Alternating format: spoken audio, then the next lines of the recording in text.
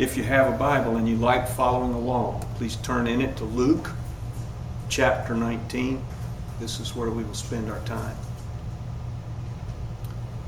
There's an apologist who he has 8 earned degrees from universities in several countries. He has at least 4 doctorates from universities in several countries. His name is John Warwick Montgomery. Written several books, quite a number of books. He's a lawyer who practices law internationally and is one of the greatest apologists for Christianity that has ever been on the earth. As a matter of fact, there's some award, I don't know where the award comes from, where he was voted the greatest living apologist. And he is, in terms of his acumen and ability to defend the gospel. And he tells a story that I just thought was so fascinating. The story goes like this. There were 2 farmers, and this is in the 19th century, at the turn of the 19th century. So these farmers, this is before there was any kind of mass communication other than a newspaper that might circulate, and of course the telegraph.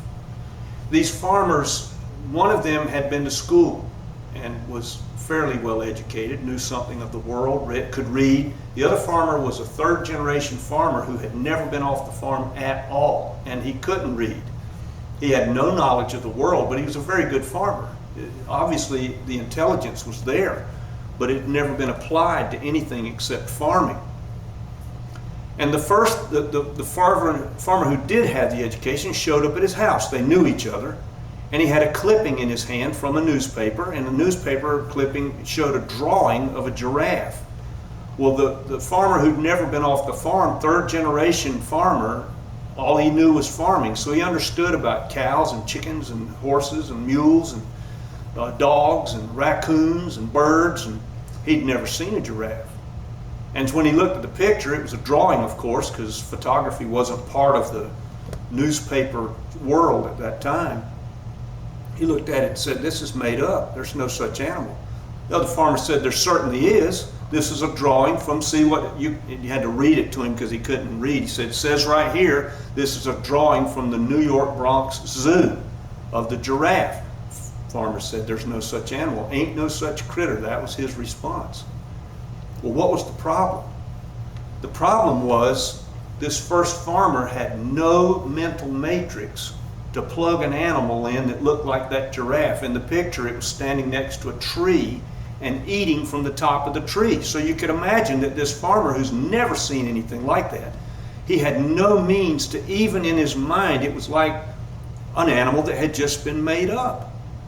Well, that's a problem for a lot of us as believers, that we look at God's movements and His calling in our lives, and in many, many cases we have no mental matrix to plug in what God might or might not be saying to us at all, because we have no means to follow along with that mentally as an experience. With that in mind, take a look, if you would, at Luke chapter 19. I'll begin reading in verse 1. Jesus entered and was passing through Jericho, and there was a man there named Zacchaeus, who was a tax collector, a chief tax collector, and he was very wealthy. He was attempting to see who Jesus was. He couldn't, though, because of the crowd, because Zacchaeus was short. So Zacchaeus decided to run on ahead, and he saw a tree, a sycamore tree, that he could climb up into and then wait for Jesus to pass that way. When Jesus came to that place, Jesus looked up and saw Zacchaeus in the tree and said to him, "Zacchaeus, hurry, come down, for I must come to your house today." So Zacchaeus came down and received Jesus joyfully. When the crowd saw Jesus speaking to Zacchaeus, they began to murmur amongst themselves and says, "Jesus has gone in to lodge at the house of a man who is a sinner." Zacchaeus stood and said to the Lord, "Behold, half my goods I'll give to the poor, and if I have wrongly extracted anything from anyone, I will restore back 4 times as much." Jesus said to Zacchaeus, "Today salvation has come to this house, because this also is a son of Abraham. For the Son of Man came to seek and save that which was lost. Now, Zacchaeus, in this moment, he is moving from a fairly mundane situation into something quite extraordinary in many respects. And as I look at it, I try to plug myself into this and to say, well, what would this be like for me in this moment? And is it that I don't have a mental matrix such that when God moves in some way, that I just don't have the eyes to see it? You know, people say you see it with your own eyes. That is not true. That is a lie. Nobody sees with their eyes. We see with our minds. The eyes are merely the gateway that we see through our eyes with our minds. That's how we see. And a lot of times things come into our lives as believers that we see, but we don't perceive. And I think this is exactly the parallel with Zacchaeus' life. The Roman tax system was very interesting. I've probably covered this in some other sermons from an historical perspective, but never mind that. I'm going to briefly cover it again today because I think it's interesting and it plays a lot into this moment in terms of these circumstances. The Romans were smart about their taxation. Taxes they seemed low until you realized there was no codified tax system. Nothing was written down as to what would be taxed. And the way they extracted taxes was, say for instance, if this was Galatia. Now, of course, this is Jericho in Judea, but let's just say it's Galatia. They wouldn't send a Roman there to collect the taxes. They would find a Galatian. They would train the Galatian, and then the Galatian would be the chief tax collector, and it was his responsibility, it was always a man, it was his responsibility to hire what were known as tax farmers, and those people would be other Galatians. And the way it worked was the chief tax collector would send out the tax farmers. The chief tax collector was told by Rome what the quota was.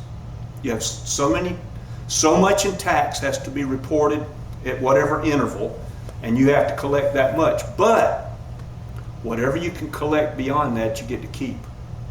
So you can imagine in a system where there's nothing written down, most people are illiterate, you can collect all kinds of taxes, and that's what they did. For instance, read of a guy who was on one of the Roman roads, had a cart, a four-wheeled cart, and taxes were extracted because there was a tax on a cart with four wheels that was different from a tax on a cart with two. Now, the person who's paying this tax, the tax farmer finds that person. The person who's paying the tax has no idea whether he's making it up or what. They don't have a document in their pocket that says these are the taxes. You don't know what those taxes are. And so the tax farmer could collect. The tax farmer could pocket some. The tax farmer would then take it back to the chief tax collector who would pocket some, and then the quota would be sent to Rome. So you can imagine how much graft is built into this system. And the Romans don't care. All they care about is that quota. So if you want to collect more, and if you can do it, go ahead, because you've got the full weight of the Roman army behind you. If you come up on somebody and they resent the fact that they might be paying a weird tax that doesn't exist, you call us, we'll send them in. So you can imagine how people would view Zacchaeus, how other Jews would look at Zacchaeus. He would be hated, totally hated. Well, Zacchaeus on this mundane day did something not mundane, and that is he entered a crowd because he was curious to see Jesus. And this was a dangerous, dangerous thing for him to go into a Jewish crowd in Jericho and to enter it as a chief tax collector. There were a group of people called the Zealots, and they were also called by another name. They were called the dagger bearers, and not for no reason. They loved to stick a knife into a Roman. That's what they did. And they would love to stick a knife into a tax collector as well. It's amazing to me that Jesus, of the 12, he's got Simon the Zealot and Matthew the tax collector in the same group. There they are. So for Zacchaeus to go to town like this was not a wise move. What prompted him? I'm going to say this is God intervening. God is supernaturally prompting Zacchaeus to go to town to do something really stupid for him, to go and see Jesus. There's a curiosity. Who's this Jesus I've heard about? I want to see him. I don't think that's something just natural to Zacchaeus necessarily. I think God uses things like that all the time. And in this case, he's prompted. He goes there to the town. He sees that he's not going to be able to see very well, so he's prompted then to do something about it. Ah, there's a tree. I'll go climb it. I'll get up in the tree where I can see. He's prompted. He climbs the tree. He's prompted then by Jesus to come down out of the tree. So he gets down out of the tree. And then he's prompted out of nowhere, because in the text it says nothing at all about any kind of repentance or restitution at all. There's nothing there. Zacchaeus comes down. Jesus doesn't say anything about it. Zacchaeus says, half my goods I'll give to the poor. I guess because the crowd was murmuring. I have no idea. But I'm going to say it's God moving on Zacchaeus' heart. And at every point of this is key, I think, for us as well. Zacchaeus is free to do whatever. He doesn't have to do any of this. His choices lead him to a point where the Bible speaks of it as metanoia. Now, I've heard probably, 50 sermons where the preacher or whoever it is speaking, or other Sunday school teacher talks about the metanoia. And they talk about it in terms of, it's actually a military term that has to do with an about face. That's what it boils down to. But in the Bible, it means a lot more than that. It means not just the turning around, but the complete change of life. The person is going to be changed. The metanoia means this person is a new person. And this person, Zacchaeus, is now going to lead a totally different life. And all of this comes out of nowhere. And think about the impediments that he faces at every step. This is why I'm convinced this is a supernatural moment for Zacchaeus. He's going to leave the safety of his home. He didn't have to do that. Enter a crowd. Doesn't want to do that if he's got any sense. Climb the tree. That's kind of crazy. I mean, it's a grown man. This is not a kid. Then he's going to come down from the tree when Jesus stops. And then he's going to let go of his wealth. Man, it says something to me about what it is to follow Jesus. When we say yes to Jesus, we enter into what I would call a sacred journey from which we really should never look back. At every moment of your life and mine, I don't care who we are, where we are, or what we're doing. It can be the most mundane, ordinary thing in our lives. God is communicating with us all the time and trying to make contact. And our lives are no different than Zacchaeus' life was on this particular day. This mundane day that was like every other, and that mundanity beats out of us the sense of the extraordinary day by day by day. But it shouldn't, and here's why. Look at your life and think about your particular daily affairs. I think about my own. They look essentially the same. I get up a certain time of day, I do certain things, I move through the day in a certain way. Yes, something might come in that's a little different. Maybe I've got an appointment that day, or maybe I've got to do something, a chore that day. But really, the days are fairly well the same, right? Why do we think, if those are the days in which we live and they're composed in that way, why do we look for the extraordinary? I mean, why would you think, or I think, that God wouldn't use the ordinary and do something with that? Even right now, as I look at life as an American, life doesn't look terribly normal to me right now, for circumstances I think we would all be able to identify. But really, it kind of is. It's kind of ordinary. And so what's our expectation in it? What are we expecting God to do? This is a big deal for me. I can tell you it's a big deal for me. What do I expect God to do? I remember when we first moved back to Georgia, all right? I was traveling with a band. I was one of the pastoral team at a church, one of the people who spoke, teaching a Sunday school class, giving the altar call at our conferences when we would go out and play, traveling. I mean, it was all of the features of who I was as a believer were fixed for me. And then we moved back here. And every bit of who I was as a believer, other than just Rip Snow, husband of Becky, father of Jackson, and follower of Jesus, went away. And I got into the mindset of something extraordinary is going to happen. And I for 4 years, that's what I thought. And you talk about a frustrating 4 years. That was a frustrating 4 years, because I just figured any day now, the phone call's going to come, and here I go. And it didn't happen. My wife said, you know, and then a pastor friend, both of them said the same thing. They said, you know, if you want God to use you, nobody knows you're here. Well, that was good advice. At least stick your toe in the water to see what God's doing. And I did. And sure enough, on a ladder in Blackshear, Ed called me from this church. But it was totally a mundane scenario. I was just doing my thing, living my life, getting up every day, going to work, doing what I did.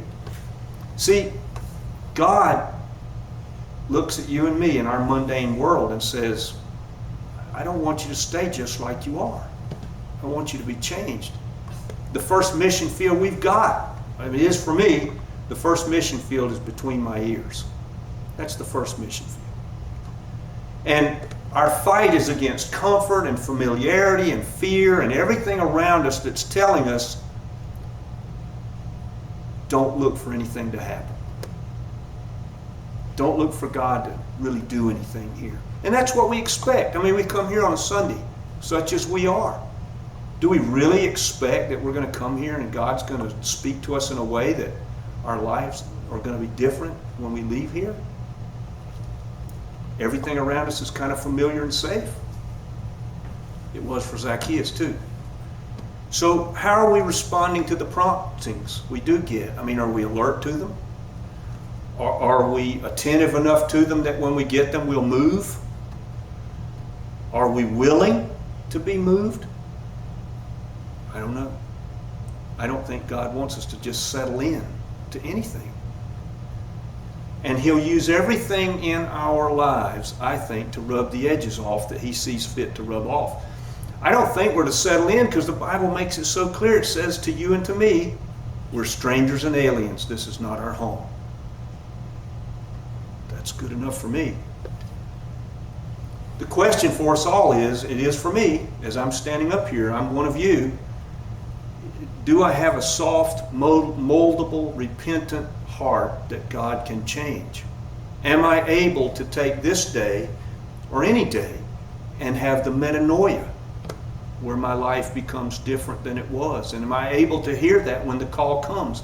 I think if we find ourselves as Christians now in our relationship with God as dry, as unexciting, boring even, if you want to call it that, I don't think that's God's fault at all. I think it's our own. I think the problem is in us. Are we willing to hear God's voice and take a chance with God?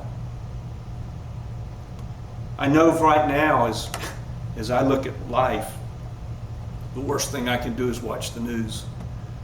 And I think to myself, and this is such a trap, I think to myself, I just want life to be normal again. That's the word, that's exactly the phrase in my head. I just want life to be normal. I love what C.S. Lewis says. There is no normal life. There is just life. And God can take that life, if we're moldable and willing, and make it something extraordinary within the mundane, day-to-day affairs that we all move through each day. If we're willing to ask for it. That's all. Just ask. And God will answer that prayer. I'm convinced of it. I'm here, so I know He answered it at least once. I don't know where everybody is today.